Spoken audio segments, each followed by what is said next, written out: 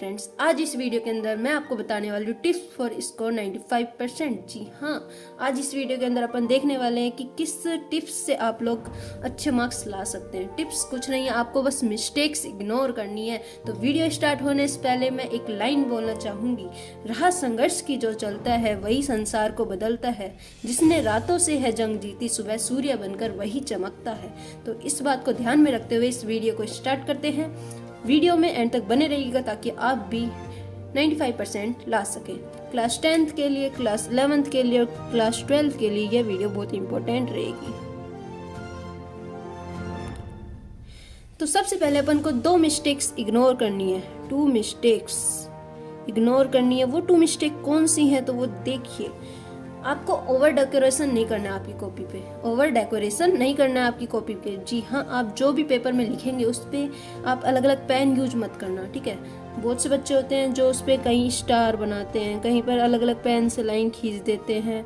तो ये बहुत वो लोग हैं ना, आजकल आप लोगों की है ना डेकोरेटेड कॉपी नहीं देखेंगे, वो लोग देखेंगे कि कितना लिखा है आप लोगों ने, कितना सही लिखा है, ये देखेंगे, ठीक है। तो उनको डेकोरेशन पसंद नहीं होती, चिड़सी होती है अलग सी, ठीक है। तो वो लोग डेकोरेशन नहीं देखते हैं। तो सबसे पहले आपको ओवर डेकोरेशन नहीं करना है, ठीक है। तो सबसे पहली मिस्टेक कौन सी है? Over decoration. तो पेपर में कभी भी ओवर डेकोरेशन नहीं करनी है, ठीक है।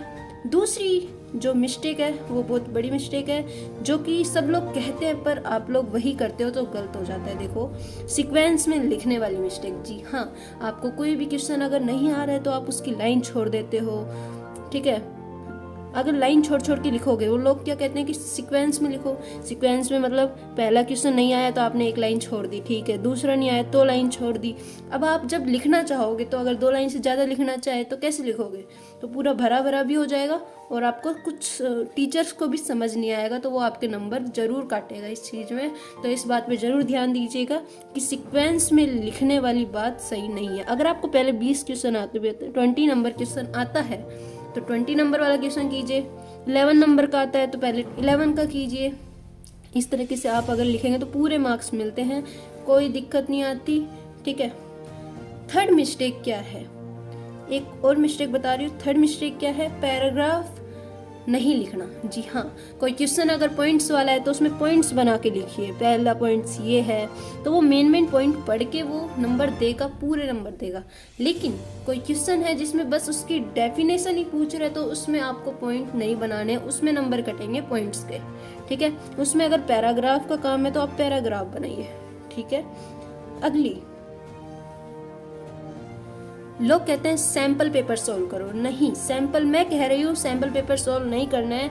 प्रीवियस ईयर क्वेश्चंस देख सकते हैं आप, जो भी आपको प्रीवियस ईयर पेपर्स मिल जाएंगे, नेट पे भी मिल जाएंगे अपलोडेड, वो सोल्व कीजिए। लगभग 5 साल के, लगभग 5 इयर्स प्रीवियस ईयर क्वेश्चन आपको सोल्व करने हैं, जो कि बहुत इंपॉर्टेंट हो जाते हैं प्रीवियस ईयर क्वेश्चंस, ठीक है। प्रीवियस ईयर क्वेश्चन करोगे तो आपको एक आइडिया मिल जाएगा कि ऐसा पेपर आता है, ऐसे अपन को लिखना है। देखो, क्वेश्चन जो है वो आपके ज़्यादातर बैक एक्सरसाइज से भी आते हैं एग्जाम में, बोर्ड एग्जाम में। तो आपको ज़्यादा उसके अंदर बढ़ने की ज़रूरत नहीं है। सिर्फ मेन चीज़ें भी करोगे ना तो बहुत काम आने वाली हैं वो चीज़ें भी आपके, ठीक है। अगली बात, पेपर में कहते हैं कि इस क्वेश्चन की आंसर सीमा बस 5 से 10 वर्ड होनी चाहिए, 20 से 40 होनी चाहिए, 100 से 200 होनी चाहिए। तो कई लोग क्या होते हैं, कई बच्चे क्या होते हैं कि गिन के लिखते हैं कि हाँ इतनी ही लिखनी है, तो वो भी गलत है। आप अगर 100 से 200 वर्ड भी लिख रहे हो या उससे ज़्यादा भी लिख रहे हो तो मेन पॉइंट्स को आप साइन कर दो कि ये मेन पॉइंट है, उसको अंडरलाइन कर दो, तो आपको पूरे मार्क्स मिलेंगे। और राइटिंग क्लियर होनी चाहिए। राइटिंग देखते हैं, और बोर्ड एग्जाम जो होता है उसके अंदर सबसे मेन होता है राइटिंग देखते हैं आपकी, ठीक है। राइटिंग देखेंगे, पहली लाइन देखेंगे, ठीक है, दूसरी लाइन देखेंगे और लास्ट लाइन देखेंगे, और नंबर पूरे मिलेंगे अगर आपका आंसर ठीक है। तो पूरा आंसर पढ़ने का उनके पास टाइम नहीं होता, बस राइटिंग देखेंगे, फर्स्ट लाइन देखेंगे कि सही है कि नहीं, लास्ट लाइन देखेंगे और पूरे नंबर मिलेंगे आपको। तो आज की इस वीडियो में बस इतना ही मैंने आपको टिप्स बताई है। अगर ये टिप्स फॉलो करोगे तो आपको ज़रूर जो है अच्छे मार्क्स मिलने वाले एग्जाम में।